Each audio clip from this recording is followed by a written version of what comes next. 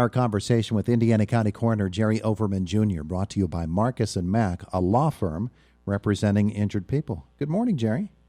Good morning, Todd. How are you today? Wonderful. It's been a while since we've had you on the air. Things going well? Things are going well, That's even through this crisis. Good to know. Good to know. Hey, we wanted to get you on the air because last week the president of the County Coroners Association of Pennsylvania, I don't know that that's the official name of the association or not, but he had some real concerns about the way that the state government is reporting statistics on deaths and just real worries about the way that the control is being exercised in Harrisburg and basically cutting county coroners out of a process under which clearly state law says they should be very much involved. And I know you share some of those concerns. Could you sort of frame that for us this morning, what that is all about? You're right. They are trying to cut us out of it. They're trying to tell us that being it's a natural death, which means that it's a disease that naturally occurs in the body, it'd be comparable to like cancer or diabetes or cardiac disease. So they're saying that should be signed by a physician, which, yes, that can be. We do investigate natural deaths along with many others, suicides, homicides, accidentals. Mm-hmm. And by us taking and investigating, we obviously keep very good numbers for the county that we actually serve. So, my numbers here is going to be more accurate than what the state's going to have because there's no transmission of any type of information that can get confused along the way. So we should be involved no matter what this says. I mean, other than what the law says. The law clearly says, like you said, it clearly states that we should be investigating this. And the reason it states that, and I'll read this law so the listeners can understand, all right, it says, a death known or suspected to be due to contagious disease and constituting a public health hazard. Okay, COVID falls right into that. It's contagious disease, and it's a public hazard. That's the definition of it. My goodness. Yeah, so we should be involved, all right? We can choose to, go out and observe and investigate the scene if we need to, or we can do it by medical records, okay? We choose, myself here, we choose when it's in a hospital, if it's in a hospital setting. Mm-hmm. I trust all my local hospitals, my local EMS, my local police, all my hospice agencies in the county. They all report the deaths to me that need to be reported, which is every one of them. So we can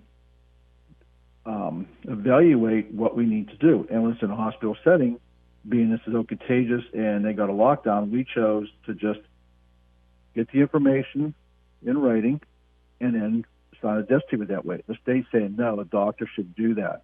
The attending physician should do that. Well, by doing that, I'm not sure how they're wording on their certificates, okay? Mm-hmm.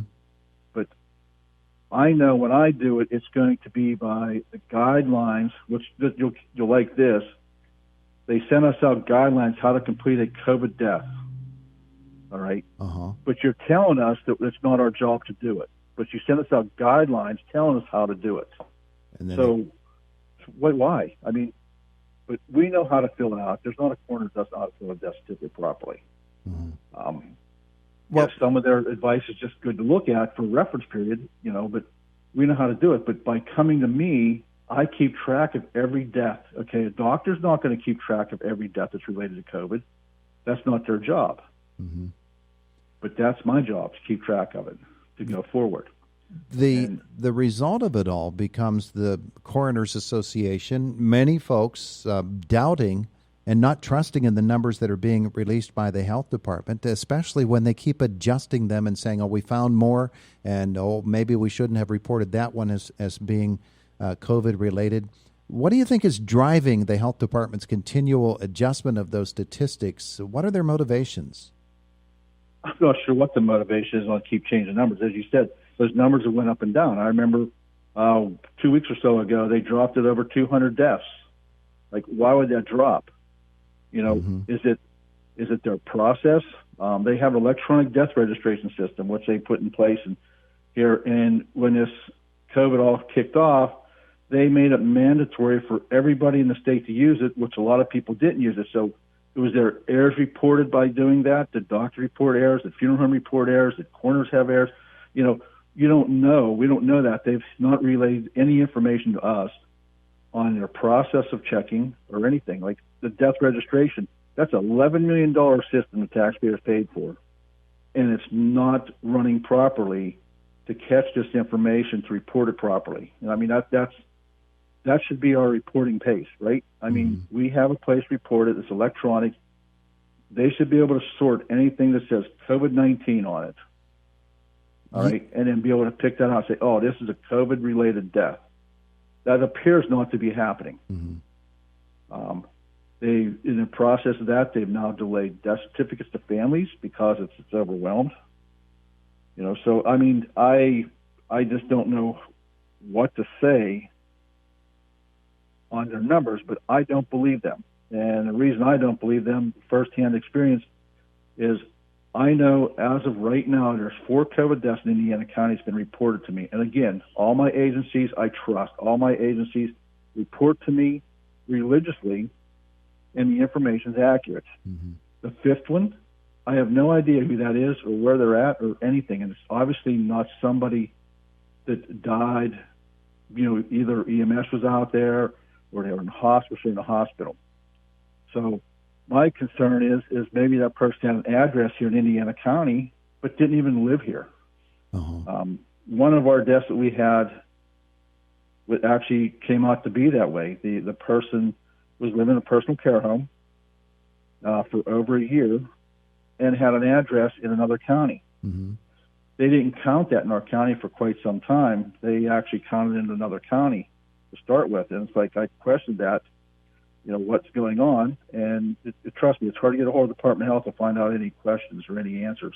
Yeah, well, they certainly do have a lot on their plate right now. It would seem that it would be a natural for them to give to the county coroners what clearly is their responsibility and let them handle it to take some of the burden off of them, but they don't seem to want to do that. Why is it important that county coroners be such an important part of this process? I'm assuming it has something to do with the fact that you can do something and react locally quicker than somebody in Harrisburg can. Exactly. I mean, we communicate with our, we have our EOC, Emergency Operations Center, that's been up and active, which is through the, EMA. Tom Stutzman out here, the director, he heads that up. We do a video conference once a week with all the agencies that play an important part in this, whether it's this type of emergency or if it's a natural disaster, whatever it happens to be. But we're playing that part, okay? With that, if we would go that route and the State Department of Health would just let it go through this direction, all that information reported by all the agencies that's involved in the EOC to have this put out there, that would be the knowledgeable way of doing it. We'd know the numbers would be accurate. We would know because we communicate with the hospital. We would know because we communicate with other people in the Department of Health locally. The local Department of Health does not appear to be an issue because they don't even have all the answers either, which is sad that they can't even answer the questions because the state did something differently. Yeah. But if we brought it back to the state level, back to the county level where I feel it should be and a lot of things should be, we would have the accurate numbers. We would have the people on the front lines. We'd have Indiana Regional Medical Center telling us, say, hey, we had this many people came in, tested positive. This many people we know that died from COVID in our hospital. And I would collect those numbers, keep those numbers active because that's my job to record deaths, okay, to keep track of deaths, to know if they need to be investigated. What I mean by saying investigated, so what if they did have COVID? I need to go through the records to make sure that it is COVID related because they all have, most of these people, I shouldn't say all, most of these people have a comorbidity already established in their health history. Which means an underlying condition, is that what you're saying? Yep, an underlying condition. And the underlying condition, and I can tell you right now, just by reviewing the 4 cases I reviewed, they all but one had all these comorbidities, all these underlying conditions that easily could have caused their death. Okay? But what happened is the COVID escalated the response to what they already had in place. I remember having a talk with a doctor here recently from Indiana Hospital, and we were discussing the COVID death because that's something that that we need to do right now, obviously, And he brought up a question. He said, answer me this. He says, how many of these people you think died of COVID versus how many died with COVID? Big difference. So you see what I'm saying? Like, did they die because of the COVID disease killed them, or did they die because they were positive with COVID, which didn't really have anything to do with their death? They just had the illness at some point. All right. So that means, how do you look at the death certificate? And that's where I think a lot of things are getting confused in the state level, because they're looking, they're positive for COVID. Yeah. So now they're positive. So positive doesn't mean they died from COVID. It just means they had it. Yeah. And as you can see, there's a lot of people right now. Just look at our numbers. I believe it's 76 right now currently, and under reporting 5 deaths. So you figure 71 people have had COVID and are still alive. So they're going to remain positive for at this point, who knows how long. So if they get an antibody test, they're going to show that they're positive for COVID. So I do not trust their numbers they're reporting because of that. Making a part of your case as well is the case that we spoke of last week here on the air with Mark Burdig's wife's aunt, who died in Westmoreland County, over 100 years of age, and was ruled as a COVID death, but was never tested for COVID. It was just ruled as a COVID death because there was coronavirus in the personal care home in which she was a resident. And so they just put her in that grouping and ruled her as a COVID death. She never had a test.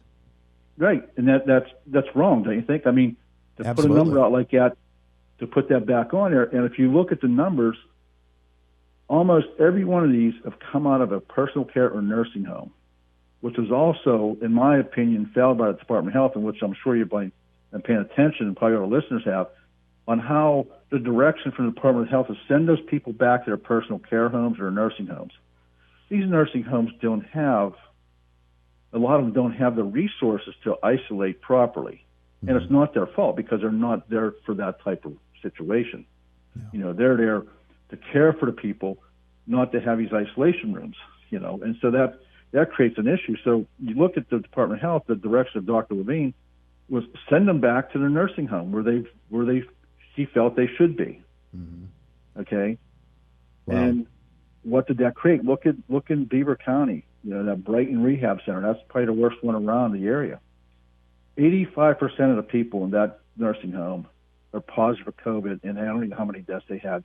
I can't recall the number, but they had numerous deaths out of their population. Well, what did Senator Pittman say on the floor of the Senate yesterday? Something like 68% of Pennsylvania's deaths from COVID have been in nursing or personal care homes. Absolutely. And I can tell you the 4 we had here that I'm aware of, the 5th one, like I said, I have no idea what that one really is. I mean, I've heard the rumors. But the 4 that I investigated all came out of the personal care home.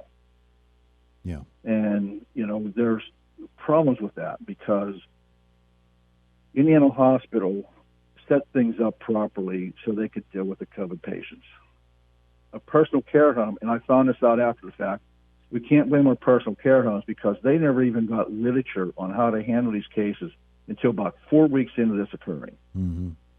So the Department of Health didn't even put information out in a timely manner for nursing homes or personal care homes to handle a COVID case. In my eyes, we cannot blame the facility for what happened when there's a death in this facility. They were not given the proper information to respond properly. Absolutely. Well, Jerry Overman, Indiana County Coroner, your frustration shared by many across the Commonwealth, not only among your fellow county coroners, but medical personnel and the general public as well. I want to thank you for spending some time with us today, helping to explain the issue. Anytime, Todd. I appreciate being on and hope the listeners gather something from it. All right. Have a great day. All right. Thank you. You too. It is the voice of Indiana County, WCCS, AM 1160 and 101.1 FM and 101.1 FM and 101.